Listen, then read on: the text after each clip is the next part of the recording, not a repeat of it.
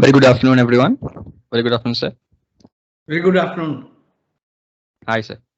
I think we have superb. We have 25 students logged in, so we can wait a few minutes before we can start. Okay. Shall we wait, sir? Okay. Yeah, we'll wait. Yeah. Then by 2:05 we can start the session. Okay. Thank you.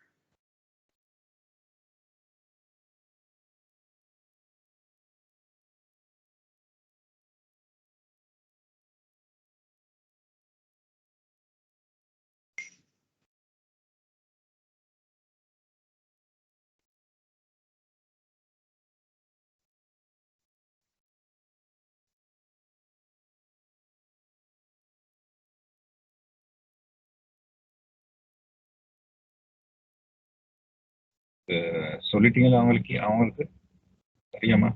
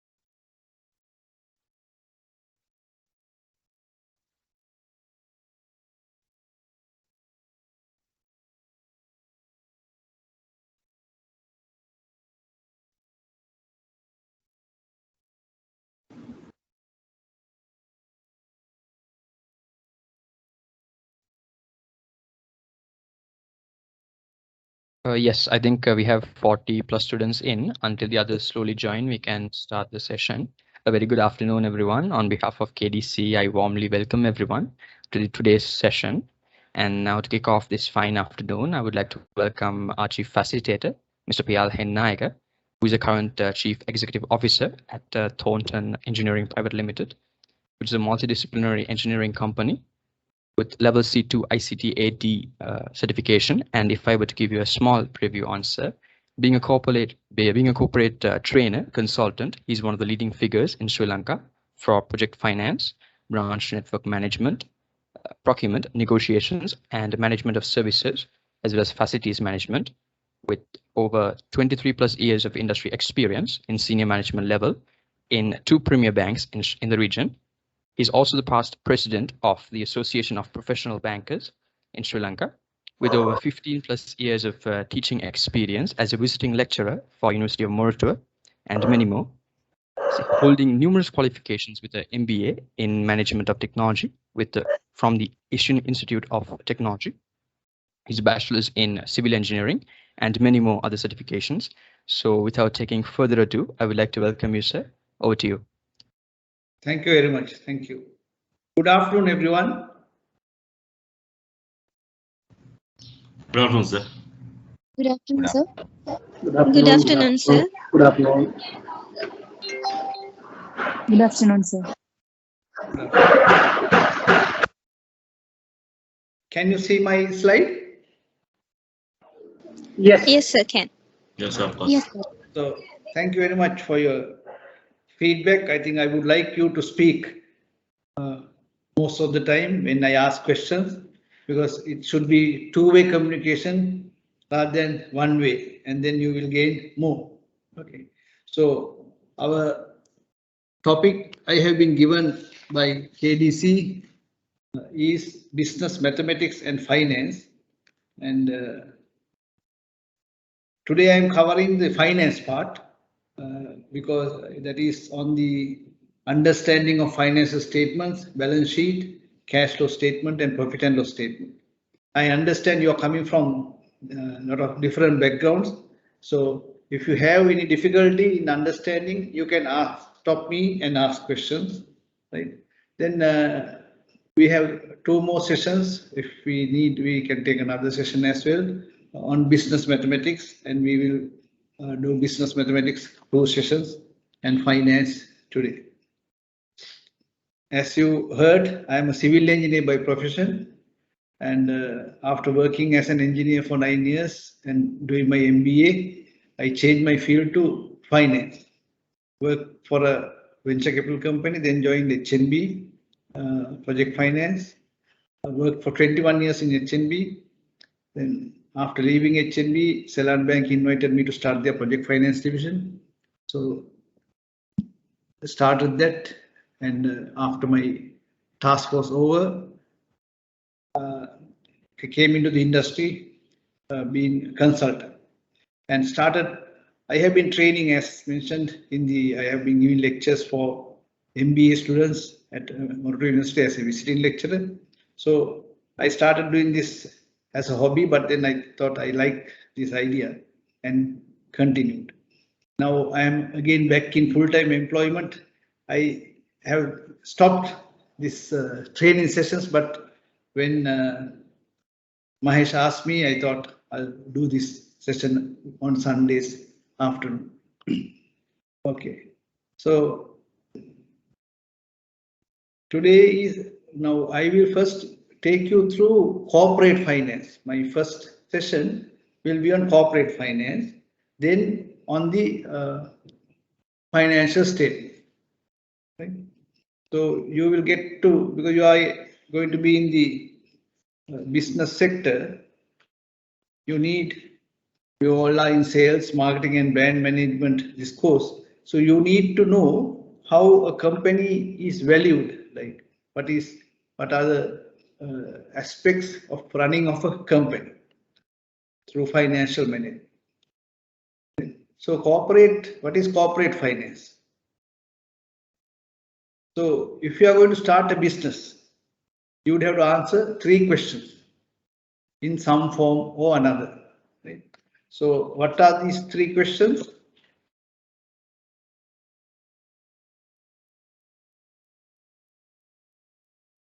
What long-term investments should you take on? That is, what line of business will you be in, and what sort of buildings, machinery, and equipment will you need? If you take, for example, hydropower project, you want to do a hydropower project. So what type of buildings I know? Mainly civil works. There will be a weir, there will be a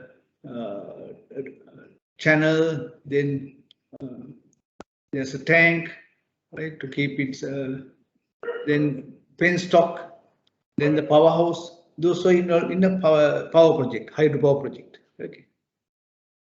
So the first question, that what is the business? What long-term investment should you take on? That is what line of business you are going to be in.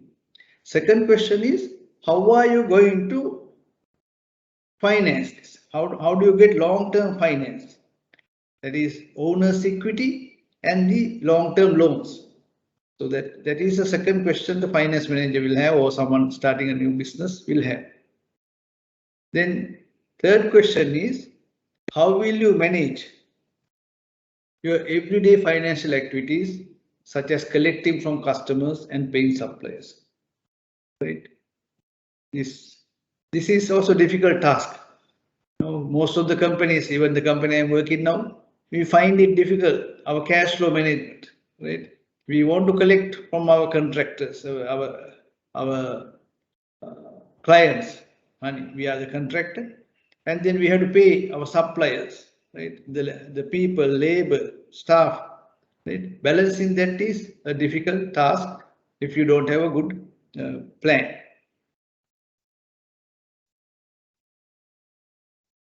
So the financial manager. So in a large corporation, the owners are usually not directly involved in making business decisions, right? And that's why they recruit managers who represent owners. I think someone's mic is unmuted. Please mute your mics. Financial manager will be in charge of answering all three questions, right? What the three questions we just asked, the financial manager is responsible for answering in a large corporation. If it is a small company, it's the owner who will have to answer all three questions.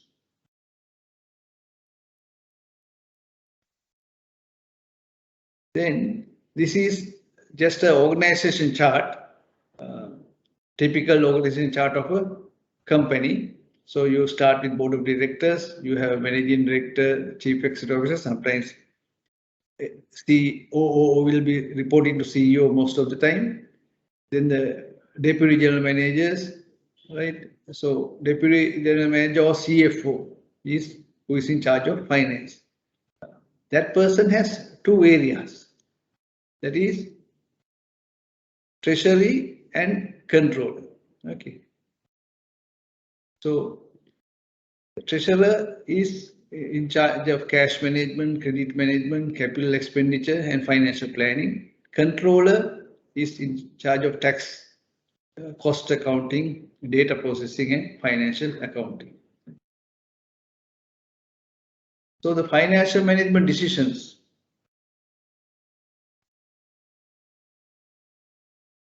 The first question we discuss is long-term investment. It's called capital budgeting. The first question concerns the firm's long-term investments. Right? So the process of planning and managing a firm's long-term investment is called capital budgeting. So you should know what is the process of capital budgeting.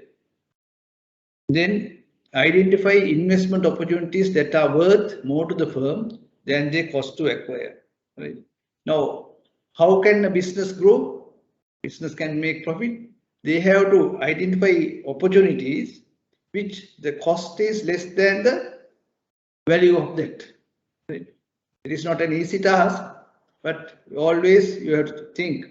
Now we buy a house, old house now, for we say 10 million, and we spend another 5 million to renovate it. Okay. And we put it in the market, it will sell for 20 million. But how we don't know when we bought the house whether we can sell it for 20 million. So that is the risk we are taking. So that is the value is the cost is the value is more than the cost. Investment that are worth more than they cost to acquire.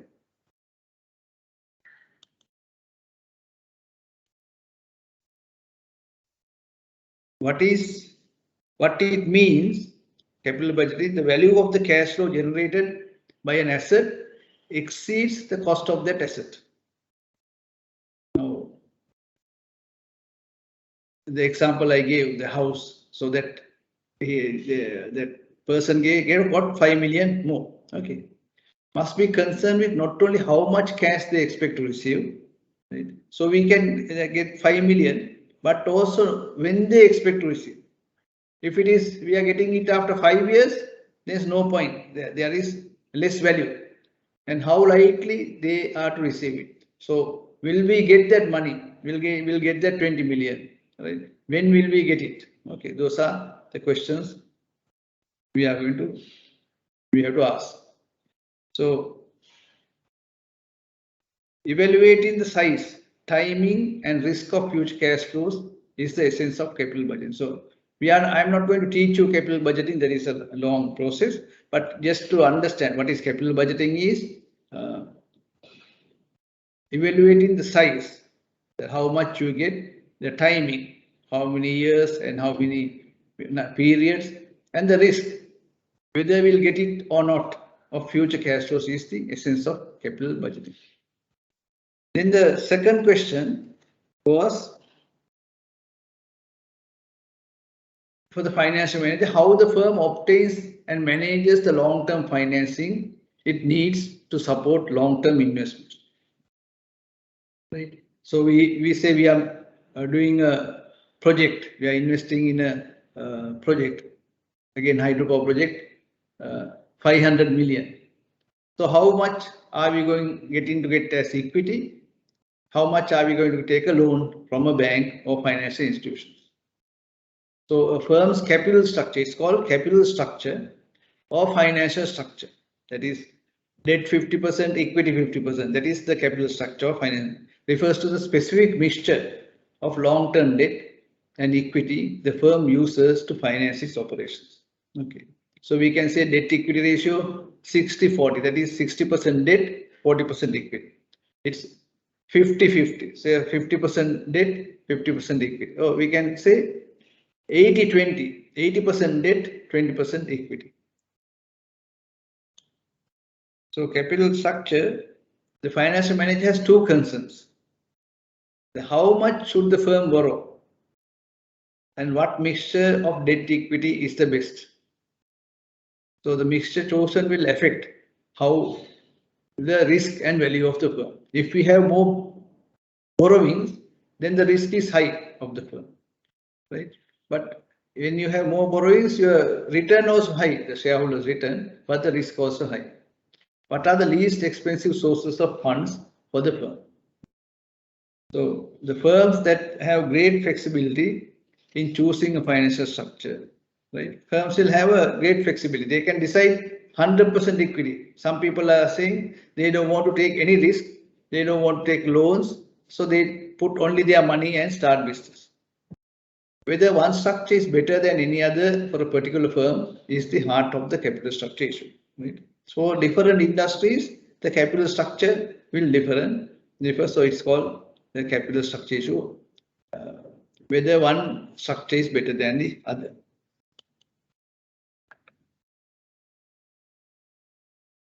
Working capital management. The third question concerns working capital management. The phrase working capital refers to firms' short-term assets such as inventory, like stocks, and short-term liabilities such as money owed to suppliers.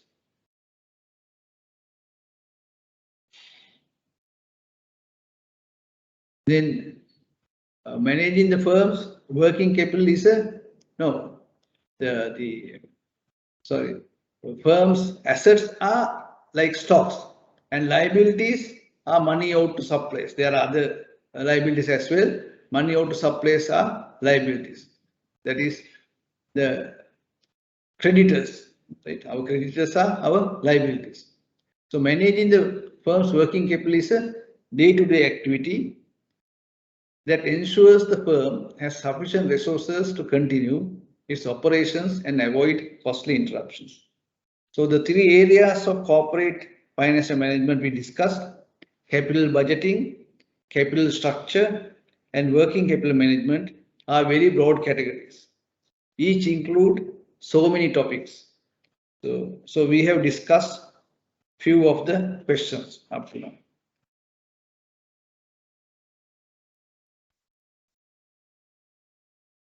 Can you see me clearly? Yes. Okay. If you want, I can switch on a light. It's getting darker outside. Right. Thank you. Next one, business. We should understand what are the type of forms of business organization.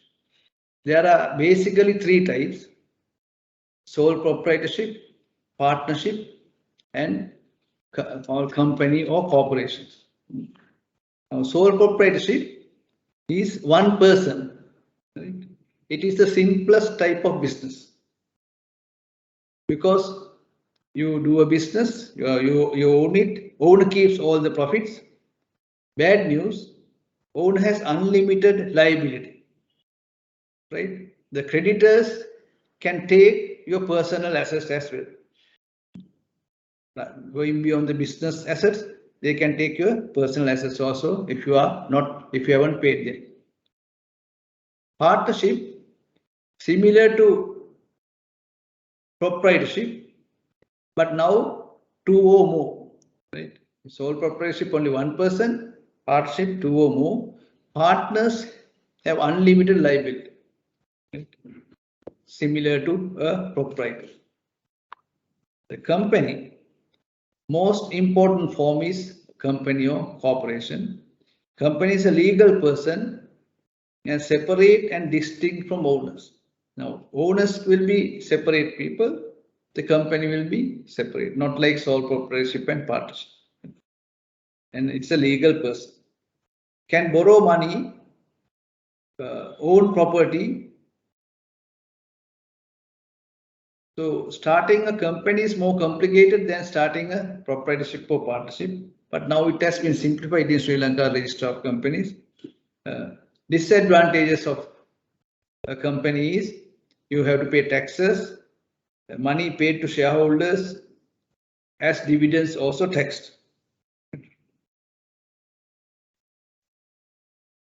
So what is the goal of financial management? What is the finance manager has to do?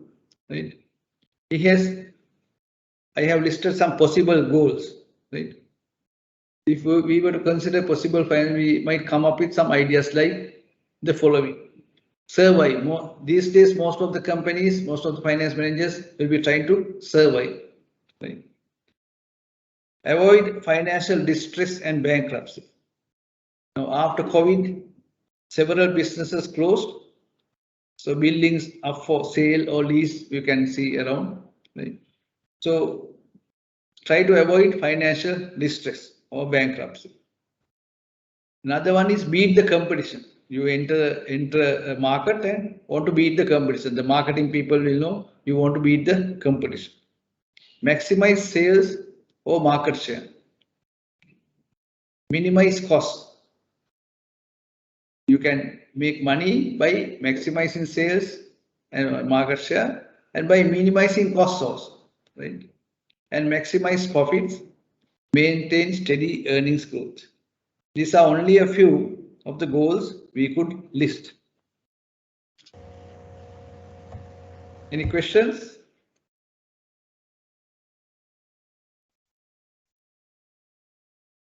So each of these possibilities present problems as a goal for the financial management. Right? Now we take, for example, it's easy to increase market share or unit sales. How? We can reduce our unit prices or relax credit terms. Then you can increase market share or unit sales, but it will not be, you cannot continue like that for a long time. Right? We can always cut costs by simply doing away with things such as research and development. Right? So your company products, you want to develop new products. If you don't develop new products, but short term you will make profits, but long term we can avoid bankruptcy by never borrowing any money or never taking any risk. Right? So these are some of the problems faced by the finance manager. So the profit maximization would probably be the most commonly cited goal, right? Making highest profit. But even this is not a precise objective. Do we mean profits for this year or profits for future, right? So if it is profits for this year, we can cut down costs, maintenance, we can let inventories run down, and we can make more profits, right? Some companies, some CEOs, when they take over a company, they will do it. The first year, they will do the other way. They will increase all the cost and show negative or lower profit or negative growth, so that after that he can do it better in the coming years, he or she.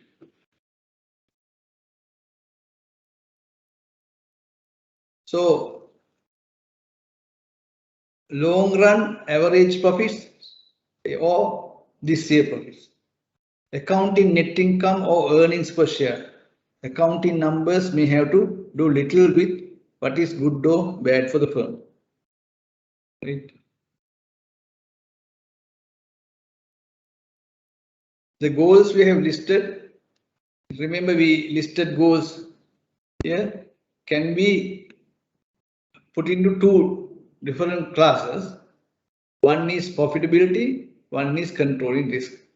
Profitability is higher sales, higher market share, cost control. Controlling risk is bankruptcy avoidance, stability, and safety. However, these two goals are somewhat contradictory.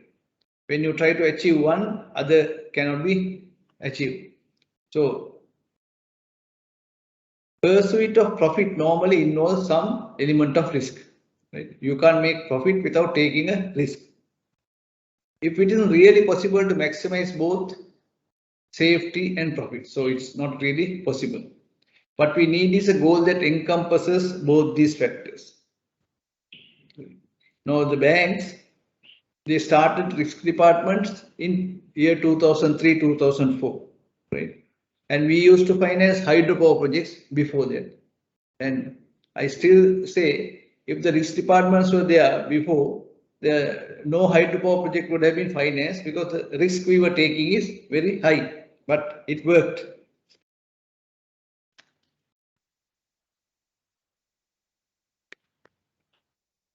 So the goal of financial management, the financial manager in a company makes decisions for the shareholders of the firm, right? So the financial manager, we said they represent, management represent the shareholders. Shareholders buy shares because they seek to gain financial. So what is a good financial management decision? Good financial management decision is which increases value of shares. So if any decisions by the management or finance manager increase the value of shares, it is a good decision. A decision which will increase value of shares is what we are looking for. What is the goal of financial management? So the goal of financial management is to maximize the current value per share.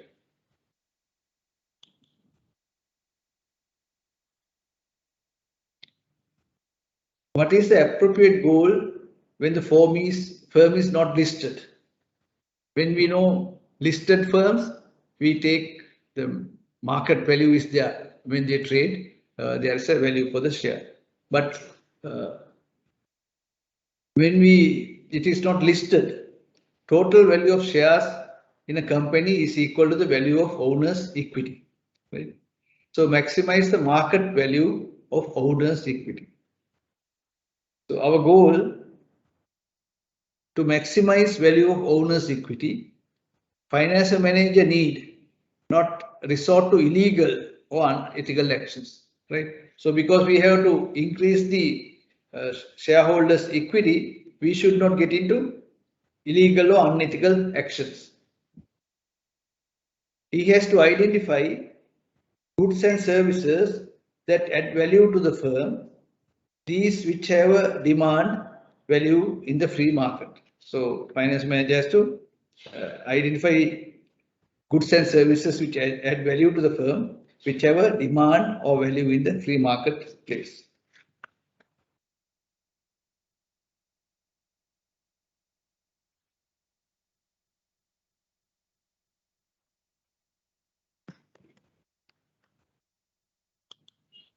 Right. Then there is a problem called agency problem. because the owners are separate from the management, right? Because of that, there is a there is a problem, right? So agency relationship is called the relationship between shareholders and management, right? And the agency problem is the possibility of conflicts of interest between the shareholders and the management of the firm, because shareholders want the value of the firm to go up. Maybe management has other ideas. They want to get their perks, they will get their all remuneration high, all these perks. So they will not look at the shareholders' value. So it's called firm has new investment under consideration. So we look at an example, management goals and the agency cost example. So firm has a new investment under consideration and it will favorably impact the share value, relatively risky, right?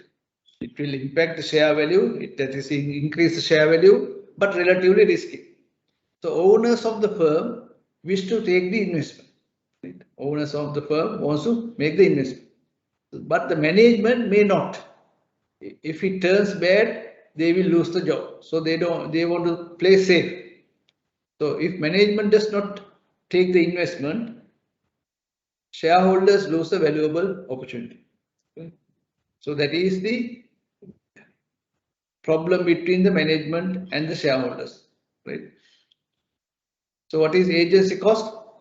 Now in that earlier case, agency cost refers to the cost of the conflict of interest between shareholders and management.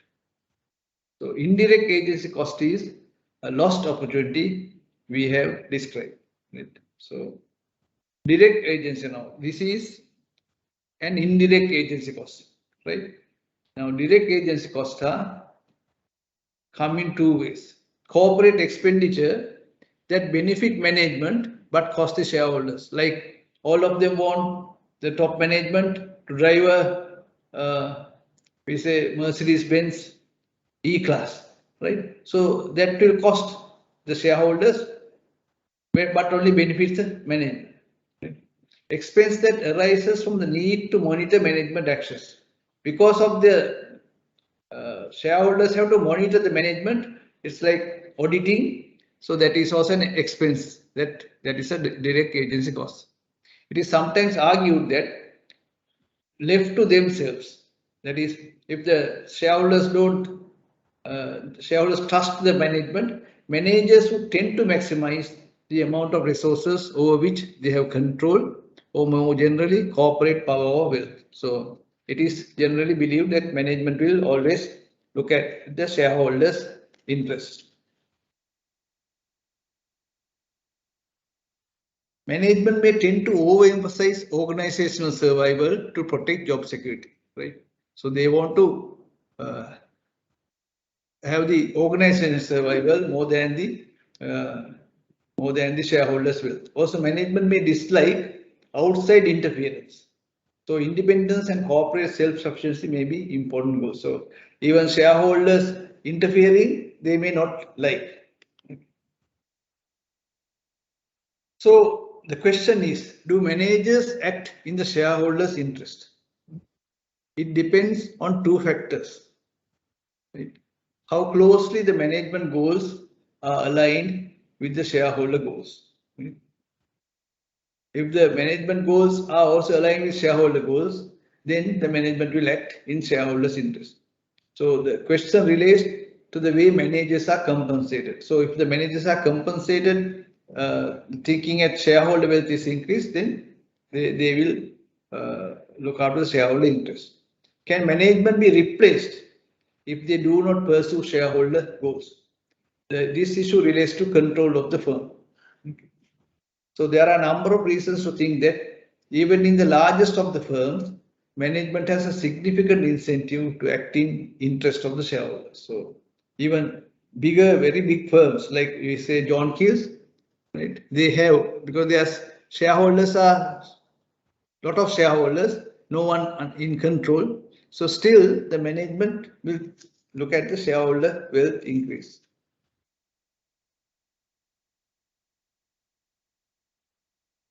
We look at those two areas. We said managerial compensation, right, and the control of the firm. So managerial compensation. Management will frequently have a significant economic incentive to increase share value for two reasons. Right? Management compensation, particularly at the top, is usually tied to financial performance in general and share value in particular. Right? So the management will get bonuses if the share value is gone up, they will say, right? And then option to buy shares. Now, when I was at HNB, I still have so many HNB shares because they have options to buy shares when the company does well, right? And we were given at a lower price the shares. The more the stock is worth, so then we buy at a lower price and we want to make the value of the share increase. So shareholders' wealth is increased. Then if the management is doing a good job increasing shareholder wealth, the managers will have better job prospects, right? Any other company, the shareholders, directors will look for managers like that and will get them recruited or they will get promoted in the existing company. So there is a bigger demand in the labor market, higher salaries.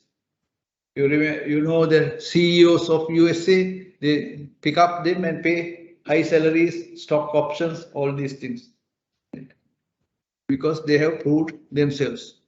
Then the control of the firm. The control of the firm is with the shareholders, right? Though management runs it, it is with the shareholders because the shareholders elect the board of directors, right? And who in turn hire and fire management. So finally, ultimately, the control is with the shareholders. They elect the board of directors and board of directors hire and fire management. So unhappy shareholders can act to replace existing management is called proxy fight. It develops when a group solicits proxies in order to replace the existing board and thereby replacing existing management. In HNB board, last few years, last year and this year I could not go because of the COVID thing, but I used to go for AGMs. One party, when there is a re-election of a director, not in their side, they come with a resolution. It should not be elected. So there is a vote. Right? So that is the one this is called. So they want to remove that director, but they never succeeded. All the time that those directors who had to go for election won the elections. Right? Another way management can be replaced is by takeover. Right? And when a company is poorly managed, right? So someone else will take over because the share prices will be low. You have the structure, so others will take over that company. So avoiding a takeover by another firm gives management another incentive to act in the shareholders' interest. So the management doesn't like to be taken over by another company, so they have to act in the shareholders' interest. Now we were discussing only about the management, directors and owners, but there are other stakeholders. Right? So who are the other shareholders, other stakeholders? Employees, customers, suppliers, and even the government have a financial interest in the firm. So these various groups are called stakeholders in the firm. In general, stakeholder is someone other than a shareholder or creditor who potentially has a claim on the cash flow of the firm. Right? Now, shareholder and a creditor has a claim on the cash flows of the firm. Others, like customers, they don't have a stake like that, but they are called stakeholders. Okay.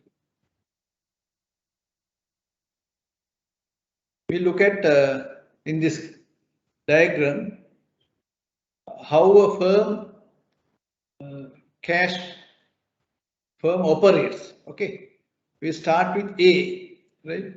Now, when firm, this is the company side, right? And this is the market side. Okay.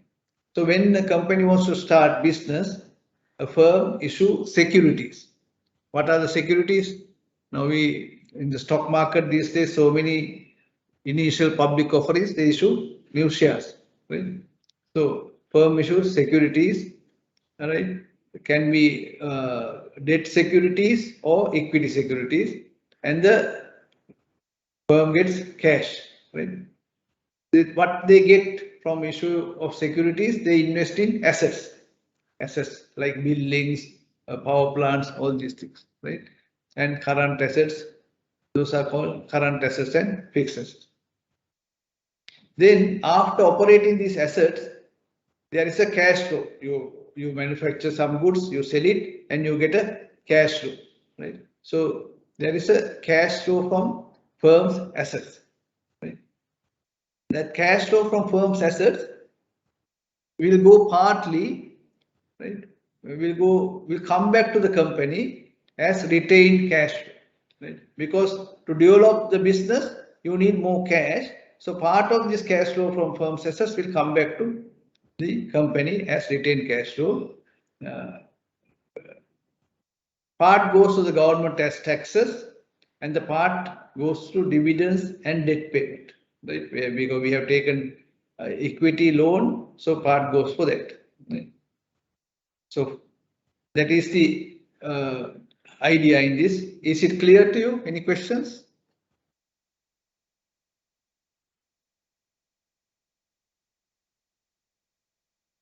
Okay, seems with the silence very clear or not clear at all. Okay, I assume that it is clear.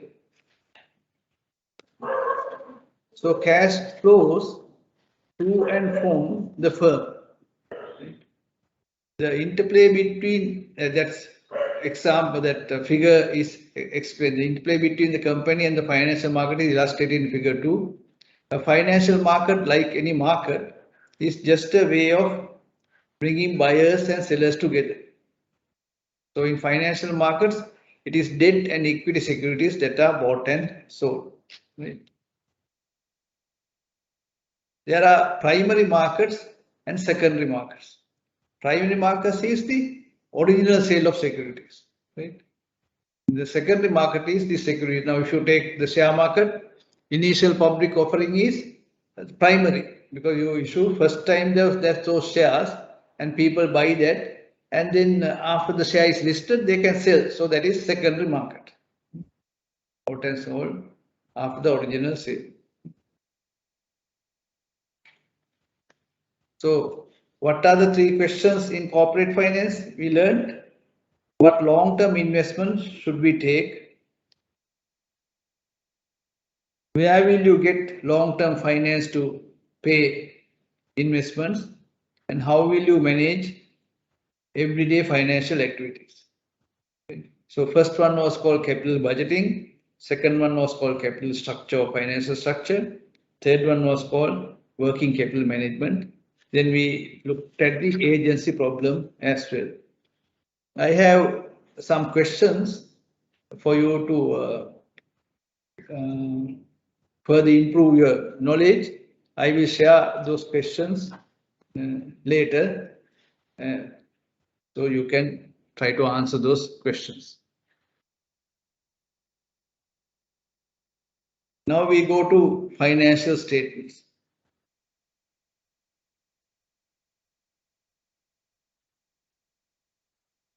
What are the financial statements? Someone tell me. Statement of comprehensive income. Okay, right. Financial position. Okay. Statement of cash flow statement. Yeah, okay. Very good. Those are the basic cash flow statement is one. Then the 2 most important is profit and loss statement and the balance sheet. Okay. So we are going to discuss profit and loss statement, the balance sheet and the cash flow statement. Okay. other statements also important, but these three are the main three basic statements. Thank you very much. We'll go to the balance sheet first. Now, when you go and visit some scenery, you take a picture, right? So that is at that time the what it looks like, right? So the balance sheet also is a snapshot of the firm. Okay. It shows finances showing a firm's value on a particular date. What are the dates now? If you had gone through balance sheet, can you say normally balance sheets dates of Sri Lankan companies? Financial year start with from the first again March, from March to the year April 30th. Yeah, no, not 1st March, 1st April. 1st April to 1st the of end April. of 1st Yeah. of April to 31st of March. Yeah, 31st of March. So 31st March is the date of the balance sheet. Okay. So that period is irrelevant for the balance sheet. That we are comparing 31st March of March 2021 with 31st of March 2020, right? We can see the difference with the balance sheet, right? So banks normally 31st December, right? They are calendar year companies. So the 31st of December, most of the financial institutions are 31st of December companies. Okay, thank you for that. Right. So at that time, now, like most of the companies try to make up your balance sheet, right? The date before the balance sheet, they try to make it up so that it looks good. Right? Sometimes you can do it, but some people try that. Then it is a convenient means of organizing and summarizing what firm owns, right? What we own, that is our assets. What we own, that is our liabilities. The company's liabilities, company's assets, and the difference between the two, the assets and liabilities, there is a difference. That is the firm's equity at given point in time, right? So financial statement showing firms accounting value on a particular date. It's very important. What financial statement is showing, the balance sheet is showing is the accounting value on particular date. It is not the market value, right? Because this is only accounting terms, accounting entries bringing that. So left-hand side of the balance sheet normally, typically list all the assets of the firm, right? The right-hand side list the liabilities and equity, right? And now most financial statements and balance sheet do not have left and right hand. They list below each other, okay? Assets and the equity, and we'll go through a balance sheet.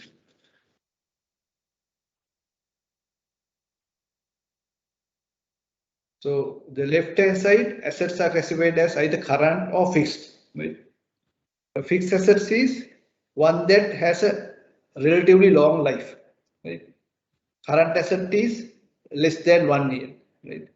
So fixed assets can be either tangible, that is like property or vehicle, or intangible, such as trademark, patent. Those are, you can't touch it, but there is a value. Current assets has a life of less than 12 months. Right? So what does that mean? It will convert to cash within 12 months, right? The stocks would normally be purchased and sold within 1 year. Cash is already cash. The accounts receivables or debtors, money owed to the firm by customers, right, will be collected. Okay. Collected within 12 months. Then liabilities and owners' equity, that is on the right hand side. Current liabilities again have a life less than 1 year. That means we have to pay them within 1 year. That is our creditors. Then accounts payable. That is accounts payable is money that firm owes to its suppliers. That is creditors. Okay. There are other items also which has a less than 1 year. Long-term liabilities. A debt that is not due in coming year. In other countries, normally you take a debt, you pay after 5 years or something. Meanwhile, only you pay the interest. But in Sri Lanka, we have most of the time the loan is paid annually, right? So if it is a long-term loan, 5-year loan, but it is next year payments are taken as current liabilities, right? And after 1 year payments are taken as long-term liabilities. Right?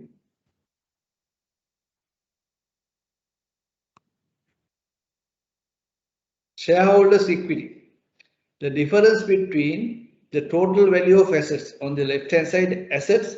So the total value of assets on the right-hand side, we have current liabilities, long-term liabilities. We add that.